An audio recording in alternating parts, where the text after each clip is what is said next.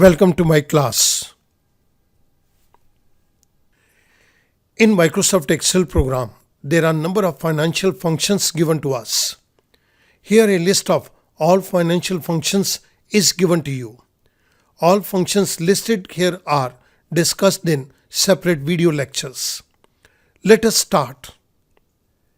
इस particular video lecture के अंदर हम PV फंक्शन की बात करेंगे and this is part number 9. We will calculate the present value taking inflation into account. इस वीडियो लेक्चर के अंदर हम प्रेजेंट वैल्यू को कैलकुलेट करेंगे इन्फ्लेशन को टेकअप करके. आइएगा मूव करते हैं एक एग्जाम्पल की तरफ. इस एक्सेल शीट के अंदर हमें एक प्रॉब्लम दी गई है. Mister x has ₹1 lakh in his bank account and he can deposit ₹1,000 per month for next 10 years. The bank gives 6% rate of interest and inflation rate remains constant at 2% per year. What shall be the future value of amount? Mister x के account के अंदर 1 लाख रुपया है और वो per month 1000 rupees को deposit कर सकता है for the next 10 years. Banker 6% rate of interest को देगा. हम मान के चल रहे हैं कि इन्फ्लेशन रेट 2% के ऊपर कांस्टेंट रहेगा. उस केस के अंदर जो पैसा मिस्टर एक्स बैंक के अंदर डिपॉजिट करेगा उसकी फ्यूचर वैल्यू क्या होगी. फ्यूचर वैल्यू के बाद मैं आपके सामने प्रेजेंट वैल्यू को भी कैलकुलेट करूंगा. सबसे पहले मैं 2 सिंपल सी बातें आपको एक्सप्लेन कर देता हूं. Future value is equal to present value plus interest. जो प्रेजेंट वैल्यू है उसके अंदर अगर इंटरेस्ट जोड़ दिया जाए तो ये हमारी फ्यूचर वैल्यू बन जाएगी. Second point, present value is equal to future value minus interest. जो हमें फ्यूचर के अंदर वैल्यू मिलनी है अगर उसमें से इंटरेस्ट कम कर दिया जाए तो आज की हमारी प्रेजेंट वैल्यू निकल कर आ जाएगी. ये तो सिंपल सी एक्सप्लेनेशन थी. अब मैं इस पर्टिकुलर क्वेश्चन को टेकअप कर रहा हूँ और बेसिक इंफॉर्मेशन को मैं यहाँ पे फिलअप कर रहा हूँ. Annual interest rate this is 6%. Term that is NPER, it is in number of years, तो यहाँ पे मैं 10 ईयर्स दे रहा हूँ. Deposit per month this is PMT, ₹1000. Initial deposit mister x के बैंक अकाउंट के अंदर जितना पैसा है that is initial deposit, it is ₹1 lakh. Deposit type मैं ये मान के चल रहा हूँ कि मिस्टर एक्स महीने के एंड के अंदर ही डिपॉजिट करेगा, सो आई राइट हियर 0.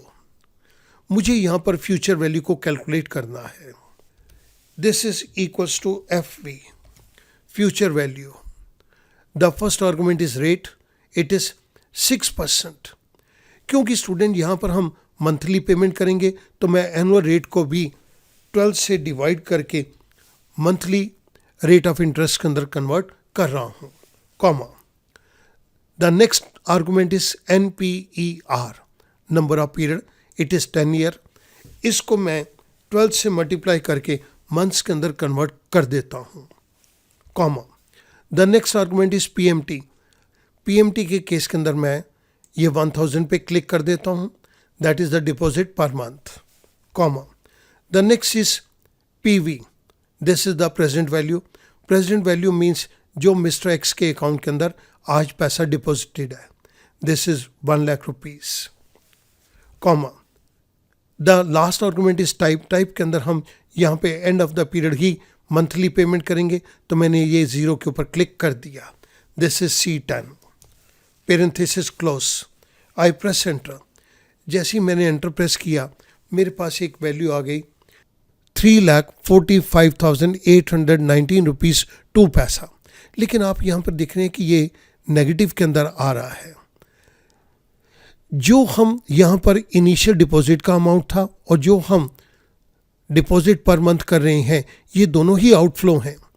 अगर मैं इन दोनों को माइनस सिंबल दे देता हूँ, मैंने इन दोनों अमाउंट को नेगेटिव कर दिया क्योंकि ये दोनों ही आउटफ्लोज हैं. अब मुझे 10 साल के बाद 3,45,819 रुपये 2 पैसे मिल जाएंगे. अब स्टूडेंट हम क्वेश्चन की तरफ आते हैं.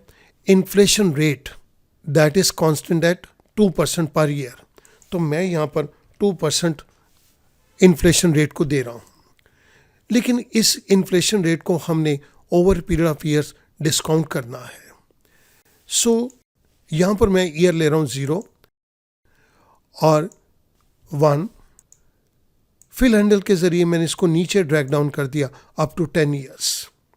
डिस्काउंट फैक्टर को कैलकुलेट करने के लिए हमारे पास फॉर्मूला है equals to 1 divide by parenthesis start 1 plus rate parenthesis close exponent that is caret symbol multiplied by NPER।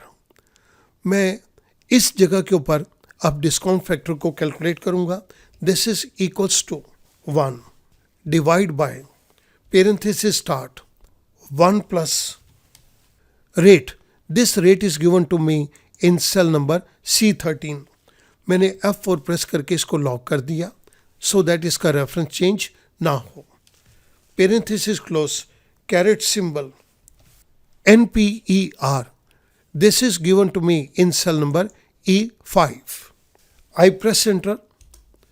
जैसे ही मैंने एंटर प्रेस किया मेरे पास यहाँ पर फर्स्ट ईयर के अंदर डिस्काउंट फैक्टर 1 आ गया। मैं इसको नीचे ड्रैग डाउन कर देता हूँ, तो 10th ईयर के अंदर ये डिस्काउंट फैक्टर 0.82 है। हमने जिस पर्टिकुलर फंक्शन को यहाँ यूज़ किया है वो मैं आपके रेफरेंस के लिए नीचे दे देता हूँ so that it becomes simple to you. अब मुझे स्टूडेंट यहाँ पे प्रेजेंट वैल्यू को कैलकुलेट करना है और ये प्रेजेंट वैल्यू मुझे डिस्काउंट फैक्टर के थ्रू कैलकुलेट करनी है। इस जगह पर मैंने इक्वल्स टू का सिंबल दिया। This future value multiplied by 10th year के अंदर जो हमारा डिस्काउंट फैक्टर है दैट इज 0.82। मैंने इसके साथ इसको मल्टीप्लाई कर दिया। आई प्रेस एंटर। मेरे पास प्रेजेंट वैल्यू डिस्काउंट फैक्टर के थ्रू आ गई 2,83,692 रुपीज़ 5 पैसा। अब मैं प्रेजेंट वैल्यू के फंक्शन को इम्प्लीमेंट करके चेक करना चाहता हूं क्या ये वैल्यू बिल्कुल ठीक है या नहीं है। To calculate the effect of inflation on future value we need to apply PV function where the rate argument is the inflation rate. अब मैं यहाँ पर PV फंक्शन को टेकअप कर रहा हूँ। Equals to PV function rate is this inflation rate given to us in cell number C13। Student ध्यान देंगे, आप इस रेट को अब नहीं लेंगे, ये इन्फ्लेशन रेट को यहाँ पर लेंगे।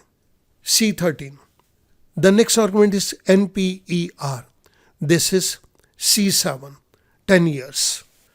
The next argument is PMT के केस के अंदर हम यहाँ पर वैल्यू देंगे 0 कॉमा और फ्यूचर वैल्यू के अंदर मैं इस पर्टिकुलर वैल्यू को दे रहा हूँ which is given to us in cell number C11, comma type के केस के अंदर I will write the beginning, parenthesis close, I press enter। जैसे ही मैंने एंटर प्रेस किया आप देख रहे हैं कि यहाँ पर PV फंक्शन ने वैल्यू को कैलकुलेट करके दे दिया। This value is same as we calculated with the help of discount factor. आप यहाँ पर देख रहे हैं कि ये वैल्यू हमारे पास बिल्कुल एग्जैक्टली सेम आ रही है। द ओनली डिफरेंस इज कि ये यहाँ पर नेगेटिव है। हम यहाँ पर आउटफ्लो को अगर नेगेटिव कर देंगे तो ये पॉजिटिव के अंदर कन्वर्ट हो जाएगी। सो इस तरह से स्टूडेंट हमने फ्यूचर वैल्यू को डिस्काउंट करके हमने प्रेजेंट वैल्यू को निकाल लिया और इसके साथ साथ हमने प्रेजेंट वैल्यू PV के फंक्शन के थ्रू भी सेम अमाउंट को यहाँ पे डिराइव किया है। स्टार्टिंग के अंदर ये क्वेश्चन थोड़ा सा कॉम्प्लेक्स लगता है, लेकिन जब आप इसको एक बारी करेंगे this becomes very much easy for you. इसके अंदर ये डिस्काउंट फैक्टर के फॉर्मूले को आप ध्यान में रखेंगे, then your answer will never be wrong. मैं उम्मीद करूंगा ये छोटा सा एग्जाम्पल आपको इन सभी चीज़ों को अंडरस्टैंड करने के अंदर बहुत हेल्प करेगा। Thank you very much.